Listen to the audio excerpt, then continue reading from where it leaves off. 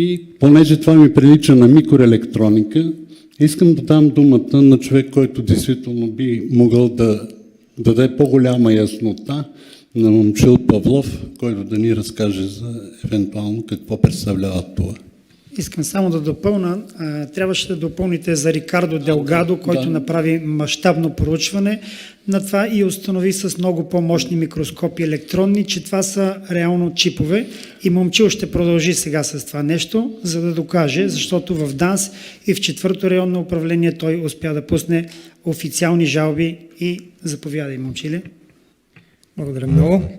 Казвам се Момчил Павлов и аз съм създател на проект bluetoothfreedom.com. Нали може да пуснем първия слайд? Благодаря.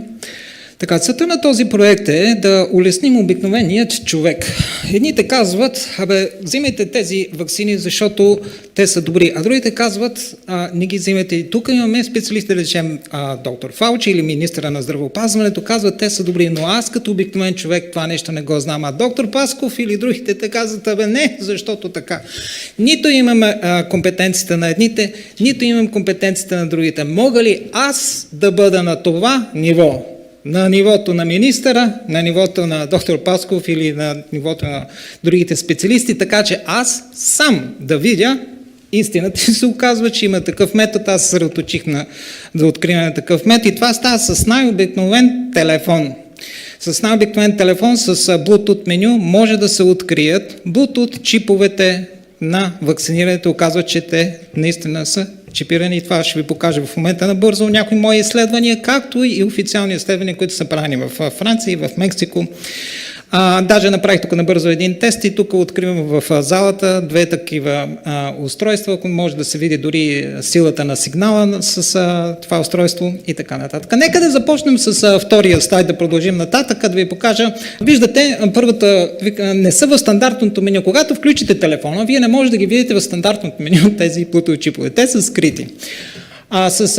Вече другите три слайда са с тази програмка, която аз ползвам. Те има различни такива програмки, наричат се Bluetooth скенери. Хората ги ползват, за да си намерят изгубените слушалчици от тези бежичните. Ходиш някъде, изгуби се в парка, пуснеш го и с това нещо по принципа. Топло-студено го намираш буквално за минути. Има над 1 милион потребители. Това не е нищо сложно. Изключително е просто. Всеки може да го потреби, да го ползва, да го види. И така виждате първото меню, което се появява, като се включи тази програмка.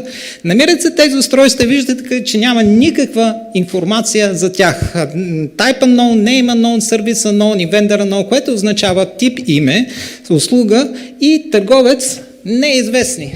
Другото, което може да видим веднага е като вземем MAC адреса на тези Bluetooth устройства, представете си че има регистрационен номер на кола, вкарвате в база данни в интернет да проверите кой е шофьора, каква е колата, дали има застраховка, дали е минал годишен технически преглед. Тези информации излизат по същия начин. Имаме Bluetooth база данни в интернет и там също като проверим няма никаква информация и последната проверка, която може да направим е с така наречения Device Major Class Code. Вземаме го този код, той отговаря на това какви вид са тези устройства, дали са принтери от класа принтери, фотоапарати, телефони и така нататък. И според тази класификация излиза, че тези устройства представляват лабораторни проби. Нека да видим четвъртия слайд. И тук виждате, аз съм направил няколко теста примерни в София. Отивам в мол, тук в случая Paradise Center. 62 устройства откривам в фоайето и забележете, колко са 78% ли са тук, не виждам точно, нали, да, 76 устройства, повечето от тях, т.е. повече от всички други стандартни устройства са неизвестни. Дайте следващото да видим петия слайд. И тук са в Парк Център София. Това е друг мол. И какво установяваме? Имаме 65 устройства и 69% от тях са от този тип неизвестните. Имаме също така аудио, видео, телефони и други такива устройства, но огромната част са неизвестни. Продължаваме с друга, следващия слайд, шести слайд, който е в автобуса. В автобуса открием 36 устройства, 75% от тях, повече от всички други заедно са неизвестните. Нека да видим и следващия слайд. С тази ситуация ние на практика, невероятно, но факт, Имаме в България следната ситуация. Ние имаме телекомуникационни компании, знаете кои са, едно Viva.com, Telenor. Viva.com устройствата са приемащи и предаватели. Може да попитате всеки специалист, той ще ви каже за така наречената Bluetooth Mesh мрежа. Bluetooth устройствата представляват независима телекомуникационна система. С толкова брой устройства, както виждате на тези тестове, които направих, спокойно може да допуснем, че в България има минимум 1-2 милиона такива неизвестни устройства, които се оперират от неизвестен телекомуникационен оператор. Тоест имаме цял един телекомуникационен оператор, който за нищо не знам, нямаме никаква информация за него. Следващия слайд да видим нататък, ви показва едно изключително интересно лично изследване, дано се вижда хубаво. В самолет засичам около 200 души и при тях засичам 99 такива неизвестни устройства. Лондон, София пътувам, а след това от миналата седмица, събота, правя на контролна група. Едната е стандартна в самолета, другата е контролна. Дановистите. Събота сутринта в парка на свободата, изолирано място, а следващия ден направих отново тест на неделя на Симеоново, хотел Свети Георги, мисля, че се казваше хотела, където е отново изолирани условия, там са 130 души и виждате.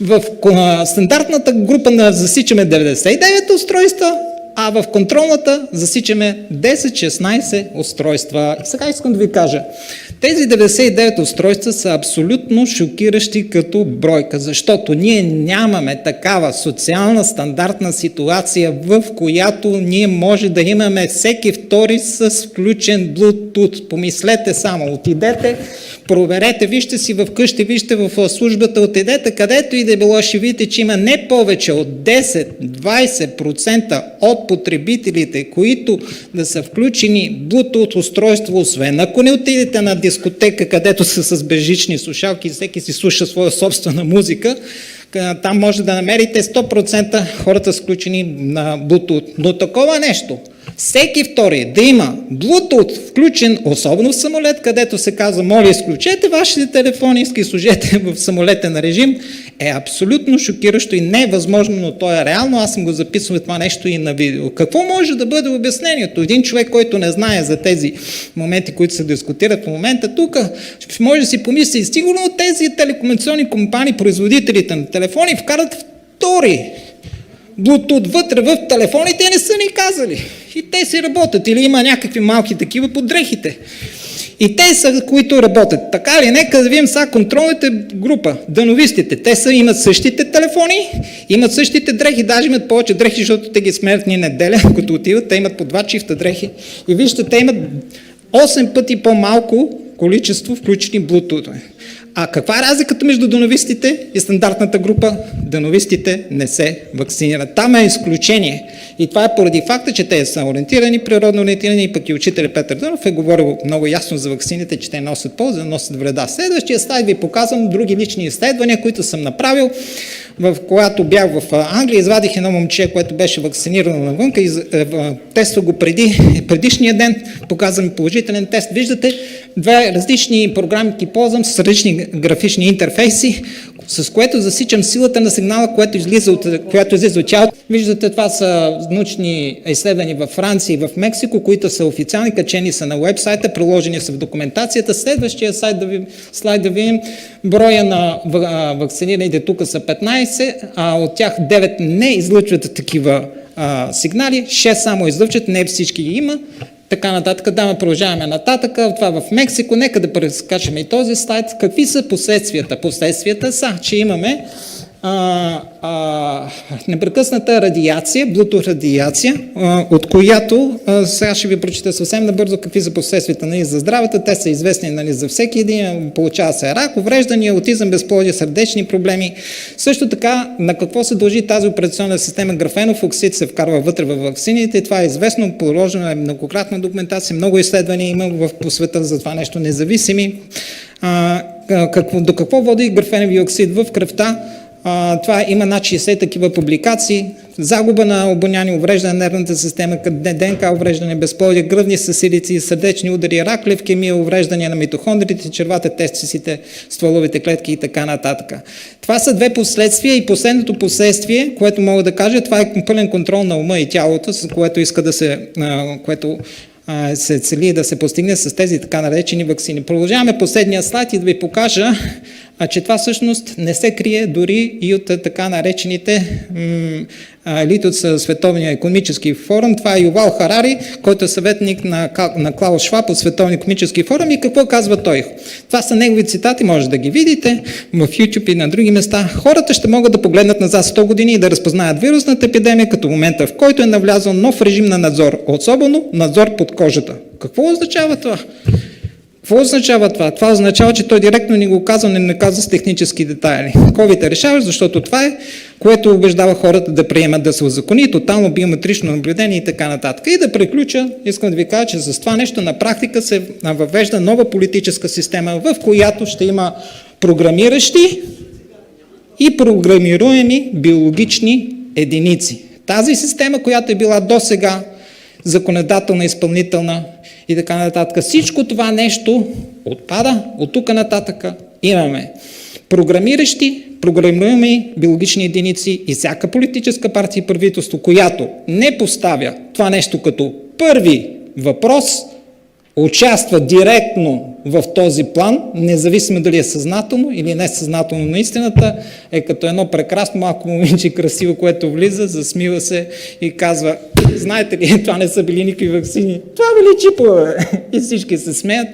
И само с тази прекрасна усмивка и с това прекрасно настроение всички тези лъжи просто се разтапят. И това е моето пожелание, да прегърнем нашата прекрасна истина и предавам думата на Огнян Симеонов. Сега ще говорите. Благодаря много.